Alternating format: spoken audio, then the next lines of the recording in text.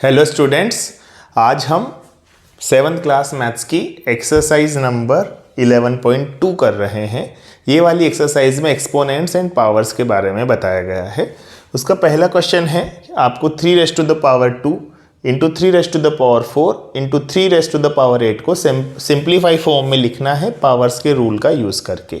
तो पावर का रूल ये है कि अगर नंबर्स को मल्टीप्लाई के रूप में लिखा गया है पावर्स वाले एक्सपोनेंट्स वाले को, उनमें बेस अगर सेम है तो पावर्स ऐड हो जाती है। तो यहाँ बेस 3 है, यहाँ बेस 3 है, यहाँ बेस 3 है, तो बेस सेम है तो ऊपर जो पावर्स हैं वो ऐड हो जाएंगी। तो 2 और 4 6, 6 और 8 14, यानी इसको सिंप्लीफाई करके लिखा जा सकता है 3 raise to the power 14। Okay, easy है। दूसरा देखते हैं, 6 raise to the power 15, divide का साइन है, 6 रेज़ टू द पावर 10। तो यहाँ पे दूसरा रूल लगेगा क्या कि अगर बेस सेम है तो डिवाइड करने पर पावर माइनस हो जाती है। बेस सेम है तो मल्टीप्लाई करने पर पावर ऐड हो जाएगी, लेकिन अगर बेस सेम है और नंबर्स को डिवाइड किया जाए तो फिर पावर क्या हो जाएगी, सब्ट्रैक्ट हो जाएगी। तो यहाँ पे दोनों में बेस सेम है 6, तो पावर सब्ट्रैक्ट हो जाएगी। 15 में से 10 गया तो 5 बच जाएगा। यहाँ पे तीसरा रूल लगेगा, 3 raise to the power 4 raise to the power 3 अगर पावर की पावर है, जैसे 2 raise to the power 5 raise to the power 6, तो पावर की पावर अगर है तो पावर्स आपस में मल्टीप्लाई हो जाती है, बेस वहाँ का वहीं रह जाएगा। तो 4 की पावर 3 है तो 4 की पावर 3 की पावर 4 की पावर 3 थी, तो पावर की पावर है तो ये दोनों मल्टीप्लाई हो जाएंगे।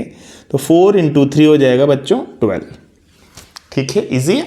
आगे यहाँ पे डिवाइड वाला और मल्टीप्लाई वाला दोनों ही है, तो एक एक करके करेंगे। पहले डिवाइड वाले को सॉल्व कर लेते हैं, बाद में मल्टीप्लाई वाले को कर लेंगे। देखो दोनों जगह बेस सेम है तो पावर सब्ट्रैक्ट हो जाएगी। तो 2 रेज़ टू द पावर 20 में से 15 गया तो 5। आगे क्या बचा रहेगा, देखो ये तो सॉल्व हो गया क्योंकि 20 में से 15 गया, आगे हो गया 2 रेज़ टू द पावर 3। अब यहाँ कौन सा रूल लगेगा कि बेस सेम है और मल्टीप्लाई कर रहे हैं तो पावर ऐड हो जाएगी। तो 5 और 3 ऐड होकर हो जाएगा बच्चों 8। तो इस पूरे का फाइनल आंसर आ गया छोटू सा 2 रेज़ टू द पावर 8। यहाँ देखो, यहाँ नंबर अलग है, पावर सेम है। तो जब नंबर अलग हो, पावर सेम हो, तो ये कॉमन आ जाते हैं। तो ए बी की होल पावर 4 हो जाएगा ये। ठीक है, तो ये है, जैसे मान लो आपको 7 raise to the power 4 into 2 raise to the power 4 होता, तो 7 और 2 कॉमन आ जाते हैं, यानी कि 7 इंटू 2 हो जाता और होल पावर 4 बन जाता। तो यहाँ ए की भी पावर 4 थी, बी की भी पावर 4 थी। तो जब पावर्स कॉमन हो तो नंबर्स आपस में मल्टीप्लाई हो जाते हैं और पावर कॉमन आ जाती है। तो ये नंबर आपस में मल्टीप्लाई हो गए और पावर कॉमन आ गई। यहाँ ए बी का मतलब है ए इंटू बी।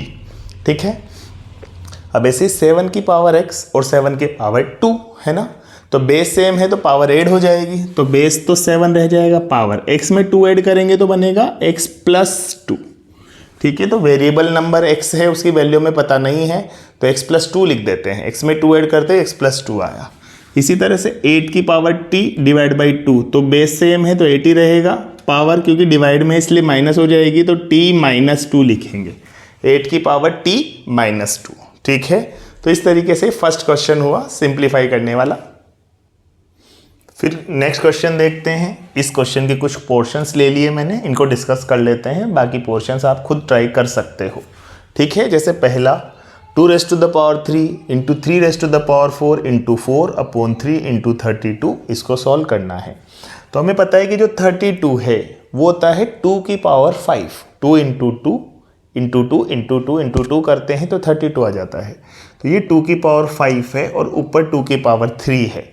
तो 2 की पावर 3 ऊपर और नीचे 2 की पावर 5, और ये जो 4 है वो क्या बनेगा बच्चों, 2 की पावर 2। अगर आप चाहें तो इसको ऐसे भी कर सकते हैं, 4 से 32 8 टाइम्स कट गया। ठीक है, 8 जो है वो 2 की पावर 3 के इक्वल होता है, यानी कि ये इससे कट गया। ठीक है, अब ऊपर बचा 3 की पावर 4 और नीचे बचा 3, तो 3 की पावर 4 ऊपर है, नीचे 3 की पावर 1 है, बेस सेम है तो पावर सब्ट्रैक्ट हो जाती है, यानी कि आंसर बच गया 3 की पावर 3। ऐसे किया जा सकता है। आगे देखें, अब देखो ये 25 की पावर 4 है, तो 25 क्या होता है, 5 की पावर 2 है ना, 25 को लिख सकते हैं 5 की पावर 2, और उसकी पावर 4 है, डिवाइड बाई 5 की पावर 3 है। अब पावर की पावर तो मल्टीप्लाई हो जाती है, तो पावर 2 उसकी पावर 4, तो 5 की पावर हो गया ये 8। ठीक है, और डिवाइड बाई 5 की पावर 3। अब बेस सेम है तो पावर डिवाइड करने पर सब्ट्रैक्ट हो जाती है, तो 5 बेस सेम रह जाएगा, पावर 8 - 3 यानी कि 5 हो जाएगी। तो इसका फाइनल आंसर आना चाहिए 5 की पावर 5। ओके, फिर आगे देखो यहाँ पे 11 की पावर 8 है, 11 की पावर 3 है, तो ये तो माइनस होकर 11 की पावर 8 - 3 5 बचा, है ना। बेस सेम है तो पावर सब्ट्रैक्ट हो जाएगी। अब इधर देखो 3 से 21 7 टाइम्स कटा, यानी 7 की पावर 1 बच गई। इधर 7 की पावर 2 अपॉन 7 की पावर 1 है, तो 7 की पावर 2 अपॉन 7 की पावर 1, तो बेस सेम है, पावर सब्ट्रैक्ट हो जाएगी, तो 2 में से 1 गया तो 1 बच जाएगा, यानी कि 7 की पावर 1 बच जाएगा। तो फाइनल आंसर जो बनेगा वो बनेगा 7 की पावर 1 मल्टीप्लाइड बाई 11 की पावर 5। अब इसे देखते हैं, 2 raise to the power 0 plus 3 raise to the power 0 plus 4 raise to the power 0। तो आपको यहाँ पे ध्यान होना चाहिए कि किसी भी नंबर की पावर जब हम 0 लगा देते हैं तो हमेशा 1 आता है, चाहे 2 की लगाएं, चाहे 3 की लगाएं, चाहे 4 की लगाएं, चाहे 100 की लगाएं। जब भी पावर में 0 आएगा तो उसकी वैल्यू आएगी 1। तो ये भी 1, ये भी 1, ये भी 1, 1 + 1 + 1 कितना हो गया 3। इसी तरह से इस क्वेश्चन को देखो, 2 की पावर 0 इंटू 3 की पावर 0 इंटू 4 की पावर 0, ये भी 1, ये भी 1, ये भी 1, 1 इंटू 1 इंटू 1 कितना हो गया 1 ही आएगा, है ना। 1 को 1 से मल्टीप्लाई करेंगे 1, फिर से 1 1, ठीक है। इधर देखो a की पावर 5 इंटू a की पावर 8 अपॉन a की पावर 3। तो पहले तो ऊपर देख लेते हैं, मल्टीप्लाई है, बेस सेम है, तो पावर 8 हो जाएगी, तो a की पावर 5 और 8 मिलाकर कितना हो गया 13। नीचे a की पावर 3, अब बेस सेम है, डिवाइड में है, तो माइनस हो जाएगा, 13 में से 3 गया तो 10, तो a की पावर आ गई 10, ठीक है। अब देखो इसको, इसमें भी 2 रूल एक साथ लगेंगे। पहले बेस सेम है, 2 की पावर 3 और 2 की पावर 1, तो पावर ऐड हो जाएगी, तो 2 की पावर 3 इंटू 2 की पावर 1 में 3 और 1 ऐड हो गया, तो 2 की पावर 4 बचा। अब बाहर क्या है, पावर वाला और है अभी तो नियम, यानी यहाँ पे रूल लगेगा कि पावर की पावर होती है तब मल्टीप्लाई हो जाती है, तो 2 की पावर 4 की पावर 2, तो 4 और 2 मल्टीप्लाई हो जाएगा, 8 बनेगा। तो फाइनल आंसर इसका बनना चाहिए बच्चों 2 raise to the power 8। Okay बच्चों, नेक्स्ट क्वेश्चन है, इसमें ट्रू और फॉल्स बताना है। कुछ स्टेटमेंट्स दिए हुए हैं, जैसे पहला स्टेटमेंट है 10 इंटू 10 टू पावर 11 क्या 100 की पावर 11 के इक्वल होगा। तो ये तो तब सही होता है जब बेस को मल्टीप्लाई कर देते और पावर को एज इट इज़ रख देते, पर ऐसा कुछ होता नहीं है। यहाँ 10 की पावर 1 है, यहाँ 10 की पावर 11 है, तो जब बेस सेम होता है तो पावर ऐड हो जाती है, तो ये बनता 10 टू पावर 12, और जो 10 टू पावर 12 है वो इसके इक्वल बिल्कुल नहीं है, क्योंकि 100 को लिख सकते हैं 10 की पावर 2 और उसकी पावर 11, यानी कि ये 10 टू पावर 22 है। तो लेफ्ट हैंड साइड तो 10 टू पावर 12 आ रहा है और right hand side 10 to power 22 आ रहा है, तो ये तो इक्वल हो ही नहीं सकता, यानी कि ये स्टेटमेंट फॉल्स है। कैसे किया एक बार फिर से देख लो, 100 को क्या लिख सकते हैं 10 इंटू 10, 10 इंटू 10 का मतलब हो गया 10 टू पावर 2, और पावर 11 पहले से दे रखी, तो पावर की पावर मल्टीप्लाई होती है, तो 2 इंटू 11 हो गया 22, तो राइट हैंड साइड तो बन गया 10 टू पावर 22, और लेफ्ट हैंड साइड बन गया कि जब बेस सेम है तो पावर ऐड हो जाती है, तो 1 और 11 मिलकर 12, तो इधर 10 टू पावर 12 आ रहा है, इधर 10 टू पावर 22 आ रहा है, तो फिर इक्वल कैसे होगा, यानी कि ये फॉल्स हो गया। आगे 2 रेज़ टू द पावर 3 क्या 5 रेज़ टू द पावर 2 से बड़ा है, तो मल्टीप्लाई करके देंगे, 2 इंटू 2 इंटू 2 8, 5 की पावर 2 25, तो 8 25 से बड़ा कैसे हो सकता है, तो ये भी रॉन्ग है, ये तो रॉन्ग था ही। इधर देखें 2 टू द पावर 3 और 3 टू द पावर 2, क्या ये होगा, नहीं, ये 8।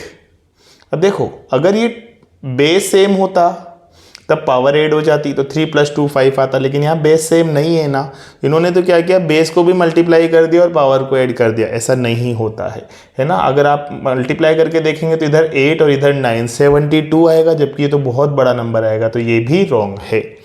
अब 3 की पावर 0, किसी भी नंबर की पावर 0 1 नहीं होती, चाहे वो 3 की पावर में हो चाहे 1000 की पावर में हो, थोड़ी देर पहले मैंने बताया था। तो ये भी 1 है, ये भी 1 है, इसलिए हम कह सकते हैं कि यहाँ पे लेफ्ट हैंड साइड और राइट हैंड साइड इक्वल है, यानी कि ओनली ये वाला स्टेटमेंट ट्रू है, बाकी सारे स्टेटमेंट फॉल्स हैं।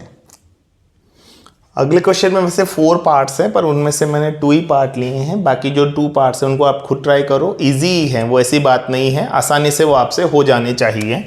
तो अगर इसको अपन सॉल्व करें 108 इंटू 192 को, तो अपन ऐसा करते हैं 108 के अलग से फैक्टर कर लेते हैं, 192 के अलग से फैक्टर कर लेते हैं, फिर दोनों को मल्टीप्लाई कर लेंगे। तो 108 के फैक्टर क्या बनेंगे 254, 227, 3 9 27, 3 3 9, 3 1 जा 3 और 192 के क्या बनेंगे? 2 9 जा 18, 1 गया, 2 6 जा 12, 2 48, 2 24, 2 12, 2 6, 2 3 1, 3 1 जा 3, यानी कि यहाँ से बना 2 raise to the power 2 into 3 raise to the power 3 और यहाँ से बना 2 raise to the power 6 multiplied by 3। अब क्योंकि इन दोनों नंबर को मल्टीप्लाई करना है तो हम यहाँ पे बीच में मल्टीप्लाई का साइन लगा देंगे। अब 2 की पावर 2 और 6 मिलकर 2 की पावर 8 हो गया, क्योंकि जब बेस सेम होता है तो पावर 8 हो जाती है। इसी तरह से जो 3 की पावर 3 है और 3 की पावर 1 है वो मिलकर 3 की पावर 4 बना लेगा, इसलिए इसका नंबर बन जाएगा 2 की power 8 into 3 to the power 4। ठीक है, 729 और 64 को अगर हमें मल्टीप्लाई करना है तो इसी तरह से हमें 729 को देखना पड़ेगा। ये जो होता है वो 3 से डिविजिबल होता है, तो 3 2 4 3, 3 से 81, 3 से 27, 3 से 9, 3 से 3 और 3 से 1, यानी कि ये 729 तो हो गया हमारा 3 टू द पावर 6। ठीक है, 6 बार लिखा हुआ है। और ये जो 64 है हम जानते हैं कि ये होता है 2 raise to the power 6, 2 into 2 into 2 into 2 into 2 into 2, है ना। तो ये 3 to the power 6 into 2 to the power 6 लिखना होगा, या आप ऐसे भी लिख सकते हैं कि पावर सेम है तो बेस को मल्टीप्लाई कर दो, तो इसे 6 की पावर 6 भी लिख सकते हैं।